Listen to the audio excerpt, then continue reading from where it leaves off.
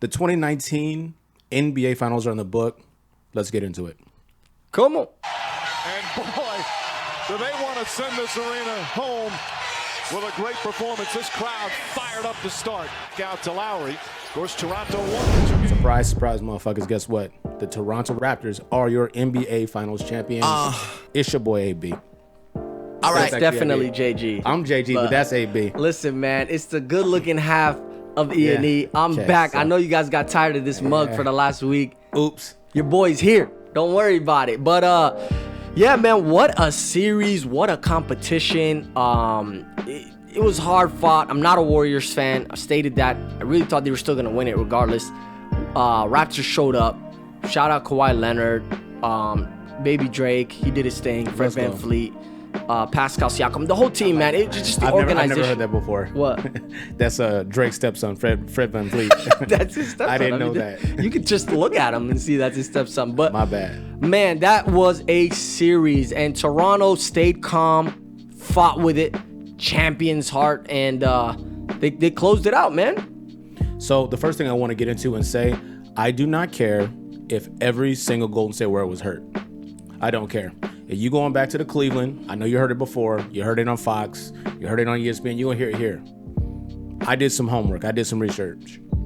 That year, when Kevin Love was hurt against Boston, Kelly Olynyk did an MMA on him. And then Kyrie Irving had the blasted kneecap. Right. Legitimately, it was blasted. He had exploded kneecap. Timothy Mozgov was their second leading scorer. And Matthew Dellavedova got credit for D'ing up Steph Curry for like a quarter and a half. That's true. And then 6 games later, you had a champion. It was the Golden State Warriors, and we just tend to forget that you kind of got a free ride against LeBron James. So when it happens to you, I don't care. Nah, Boogie wasn't right. Right. KD got his Achilles exploded. And a shout out to whoever got that camera shot of his leg actually. The calf. That shit was disgusting. I don't was not. like. I might say I want to watch that, but I'm not entirely sure I actually want to watch something like that. Well, you've been through it. I mean, I don't know why you're so worried about watching it. I've seen your thing moving by itself while the rest of your body stood still. His hamstring was just vibrating on its own. And he was like, I need ambulance. Shout out to flag football. Shout out to getting older. Shout out to bad hamstrings. Shout out to Klay Thompson. Before he exploded his knee, he had a questionable hamstring. Man, he would have went off for 40 that night. They still would have took an L. Klay Thompson. But now, like you said, looking forward, oh man, it's not looking too great, honestly. I mean, you lost Kevin Durant for the year. That's confirmed. You're not coming back from Achilles. This year and next year, right. This year's already over, but yeah, you lost him for the year. Then Klay Thompson, your two-way superstar, defense, one of the best perimeter defenders. He goes down, best Hall of Fame shooter, goes down, and you possibly lost him until March, until after the All-Star break. Yep. And at that point, it's shout out to LeBron. I mean, he'll tell you it's pretty hard to come back at that point after the All-Star break. So, and they're in the Western Conference. It's only going to get tougher. It's not looking good if you're a Golden State fan. I mean, So let me get your take on something. Yeah. And I wanted to wait, but I'll forget. I'm just going to be forgetting that shit. Is it safe to say now? Is it fair to say now at this point in time, let's stop talking about Stephen Curry as the type of individual basketball player that can carry a franchise? Because maybe 3 years ago, we were ready to pass the torch. But every time he's presented with the opportunity to put a team on his back in a crucial situation or moment, we're not talking about in February on a Tuesday. We're talking about in the finals, in the playoffs, in those crucial moments. Every time he's given the opportunity to put the team on his back and show and prove, he kind of disappears. You got Andre Iguodala outscoring you in a game 6 at home in an NBA Finals in Oracle Arena. How does that happen? And what is his status now? I will say that definitely the narrative can be that and it's been floating around. It's not nothing new that JG came up with, that he's not the alpha male and he's a guy that can kind of play that Robin role for big superstars. Hence them wanting to get KD. I mean, think about it. If he was who he thinks he is or who he presents himself to be, there's no need to pay KD that money or who media essentially. Puts him on the pedestal. There's no need because to on get the real, KD. I don't even blame him. I'm not even blaming Steph. Absolutely. It's the perception that's been created by the media. We're so ready for something new or different. You may have overstepped your boundaries a little. Is that? I mean, that's not that rare. Look at James Harden. Look at Russell Westbrook. For guys that really don't do anything in the postseason, but they're regular season killers.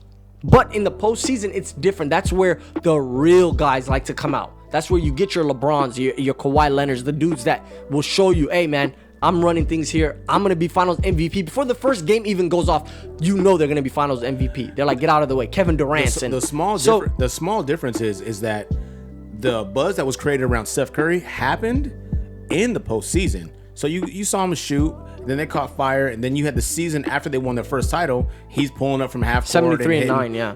And they're doing their thing. You know what I'm saying? With Russell Westbrook, there was a little bit of a stain on him already because Kevin Durant bounced on him, and James Harden was kind of second and even third fiddle at some points in time before he went to Houston, and then Mike D'Antoni came in and provided him the essentially keys to the car, and he started going off. Right, but I'm saying in terms of like how they are just media darlings during the regular season, but then the postseason comes, and then what happens? The media flips on them. Let me tell you something. I don't like doing the light skin, dark skin thing. No, I'm not playing around. I'm not being funny.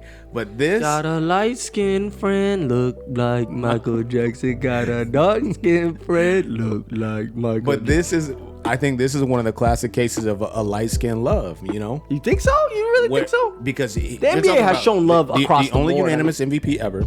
That's stupid to me. That honestly back-to-back very MVP, stupid. league MVP, and I don't know why.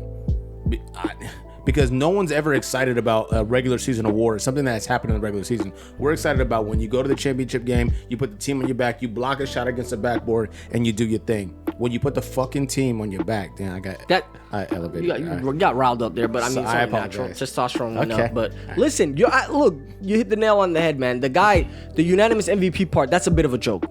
I mean, throughout the league's history, but that's the dominant players that we've had. That's the example of, I like this guy, and I feel like I can relate to him because he's not 6'8", 260 and covered in tattoos. You might be onto something because those Steve Nash back-to-back MVP years, very questionable. Shout out Shaquille O'Neal. You was very questionable. Shaquille, you can be on the pod. We don't have enough room for Shaquille. You can't just be inviting people. We'll do a remote. Dude, I'm gonna be off camera if you put Shaquille. We'll do a remote, or we'll do a deal where a drone maybe. The heck? I know Shaq, man, but you can't be on the pod. Something is up, man. Something's up, and you're absolutely right to question the media's the way that they treat him, as opposed to the other players. I wouldn't say light skin, dark skin though, because I mean, they'd love to give, but that's a discrepancy. And then, even they came out with the narrative like, you see LeBron James, and you're never going to be 6'8". You never know. You already know you're not going to have the physicality and this and the other. Steph Curry, slim dude. Obviously, he's in great shape, so I'm not talking shit in that aspect. Slim dude, he got the kids. The relatability, yeah. And then, he's shooting 8 times, all that. Fuck all that. Don't curse. Don't associate himself that much with the hip hop scene. Fuck shit damn. He want to say fuck shit damn like me. Shout out Floyd Mayweather. Shout out Oscar De La Hoya. That's a good Floyd Mayweather though. What the hell? Shout out Fishnets. What happened there? That was crazy. Mark, make sure that picture gets posted in there. Interesting. I'll send you a text on that. Yeah. Don't edit this out. And shout out to Kawhi Leonard. Obviously, he's getting the credit that he deserves. Anytime in sports that you bet on yourself, let's go, and it works out in your favor, you have to understand the fans are with you. Yep. I remember, I think it was, you could correct me if I'm wrong, 2012 or 2011, Baltimore Ravens, San Francisco 49ers Super Bowl. Shout out to Colin Kaepernick. And they were playing, and Joe Flacco, before the season, was in contract negotiations. Oh, he said, I do. No, thank you. That's the Super Bowl when the lights went out. Yep. That's when the Super Bowl when the lights went out. Yep. No, thank you. I'll bet on myself. I know I'm worth more than what you're offering me. They said, all right, that's risky business. Let's go. What does he do? He goes out there, he wins the Super Bowl. They offer him the highest paid contract in the NFL. Shout out to the Denver Broncos. Use goods. Let's see if it works out. Listen, man. I'm not tripping. Joey Ice, all I'm saying is sports, you bet on yourself. And it works out, you got the fans on your side. Kawhi Leonard, you got another fan in with Deontay Wilder. That's another example. Boom. The Zone want to give him a 3-5 deal worth, I don't know, 12 to 15 million a fight. And he's cashing in now. Mm-hmm. He's his own man. So that's another example. I think that's a quality point. let's put a bow on this. Have we witnessed the end of the Golden State Warriors? I don't know. It's tough. Every That's single tough. player hurt. You know you're going to be missing Clay next year for a good part. You're going to be missing KD for a good part. Is Boogie Cousins going to come to form? I think that he did well for the circumstances. He came back from Achilles. Then he had a torn quad. Yeah. So what do we get from there? You know Steph Curry's going to be there. Is Klay Thompson interested in even being with Golden State anymore? All rumors indicate that he's not going anywhere, but there's so much uncertainty there. Moving over to Toronto, shout out Kawhi Leonard, 1-year rental. He had so many subliminals in his last interview that he provided. It's looking like that he's just not going to be there. And let's give their management a shout out too. Shout out because Masai they Ujiri. gambled. Shout out Nick Nurse. They gambled. You know, hold up. Shout out Dwayne Casey. Oh yeah, let's not forget Shout out about DeMar him. man. DeRozan. DeMar gets love, but Dwayne Casey, let's not forget about Dwayne. Consistent. How do you get fired the same year you get Coach of the Year? That's a thing that happened. That's a thing that happened. Oh, okay. They can't see that. I'm glad they can't. I did that on purpose. Shout out to our people. Let's go. Let's go. Dwayne Casey Nigerian?